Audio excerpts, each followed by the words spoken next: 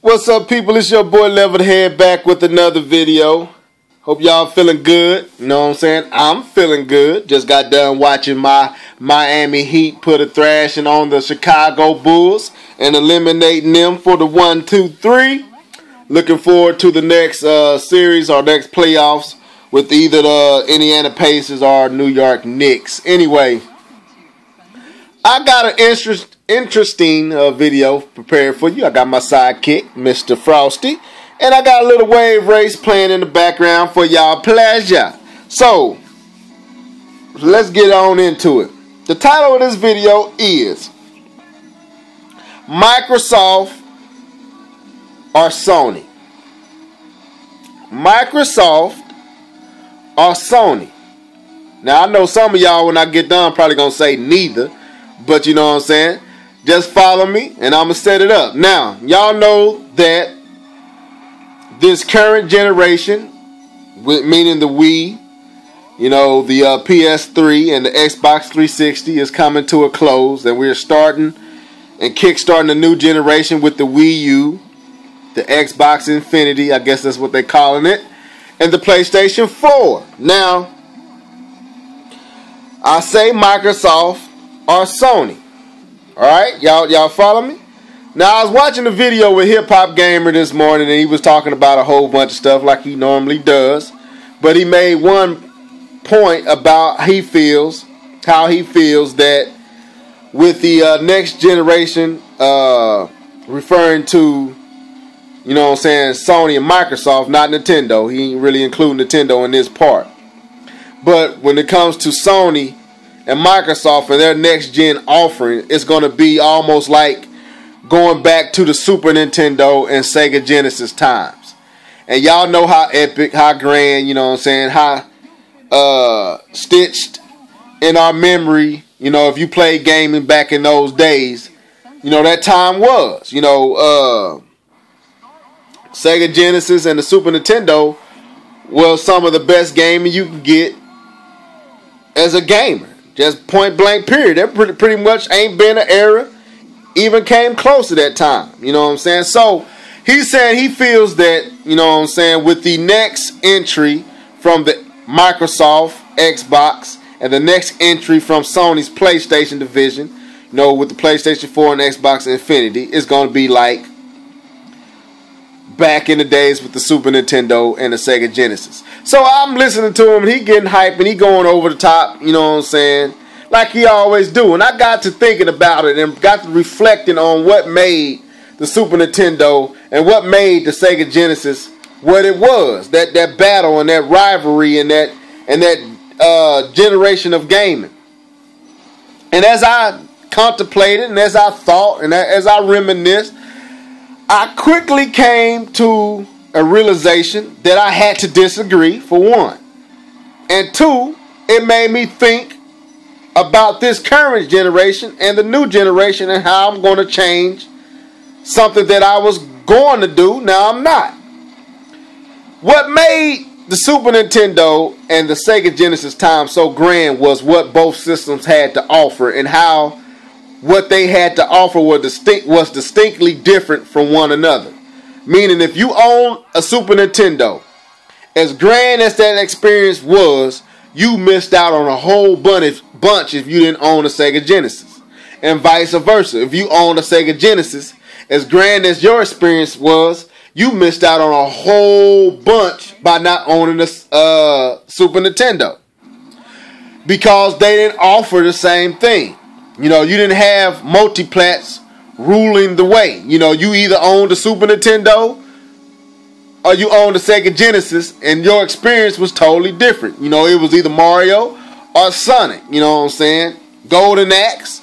You know what I'm saying? You played Mario Kart. It was just their offerings were different, and it was a different across the board. Even the multiplats were different depending on what system you owned it on. You know what I'm saying? So that's what made owning a Super Nintendo, that's what made that rivalry so thick. What made that rivalry between those two companies so grand with gamers. because what you got on both systems were totally different, and they both were epic.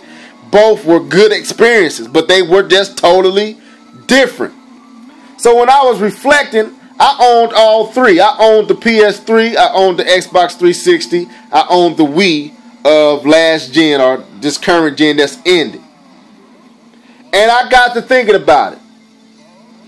Out of them three systems, the only system that offered me something that was totally different from the others was the Wii.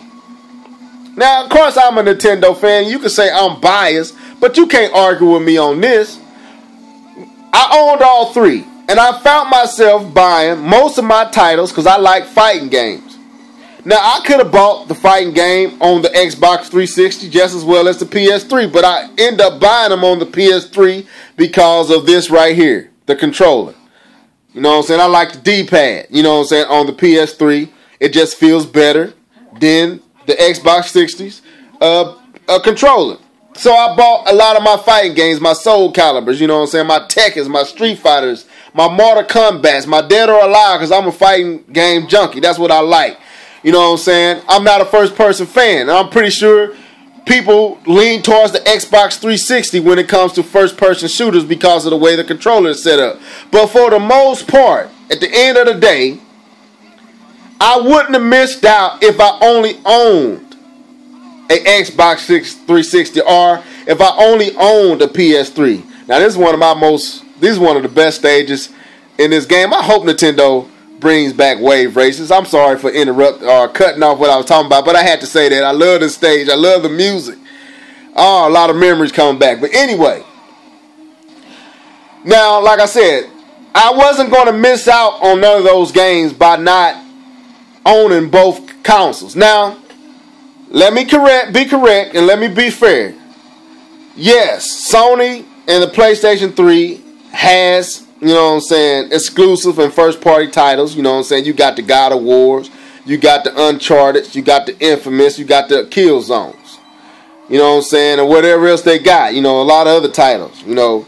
But for the most part, those titles, out of all those titles I named, only probably two of them are worth mentioning. You know what I'm saying? Killzone is not worth talking about. Infamous is not worth talking about. You know what I'm saying? God of War is a good franchise, but you know, it's kind of, I don't know where they're going to go, especially after Ascensions, where they're going to go. Uncharted was good, especially 2, but 3 kind of showed me they don't really know where they're going to go with that series. So for the most part, those are not the distinguishing, those are not the titles, you know what I'm saying? And also from Microsoft, you got the Gears of War, you got the Halo, you got the Fables, you know what I'm saying? You got the Forzas, and other games they had. And the only game out of Microsoft worth talking about was Gears of War and Halo. Right? And Gears of War has ran its course. I don't know where they're going to go after Judgment. So so for the most part, it was the multi-plats that made those systems what they were, and the fact that those systems were the first entries into high definition. Now that high definition is not the new thing anymore, the only thing that will separate these systems will be the exclusive offerings. And we already know that right now Microsoft doesn't have any exclusives for real, and Sony's exclusives are not that great. You know, let's just be honest. This ain't no hate, so you can come off of that. Let's just be real. Microsoft doesn't have any exclusives. Sony exclusives, Little Big Planet, for real, they don't offer much. You know what I'm saying? They got 2 titles worth talking about. God of War and Uncharted. And I already mentioned and went through how I feel about both of them titles. So, how can you make the statement that it's going to be a revisit to the Super Nintendo, Sega Genesis time when you look at what those 2 systems had to offer and how different and distinct they was from each other?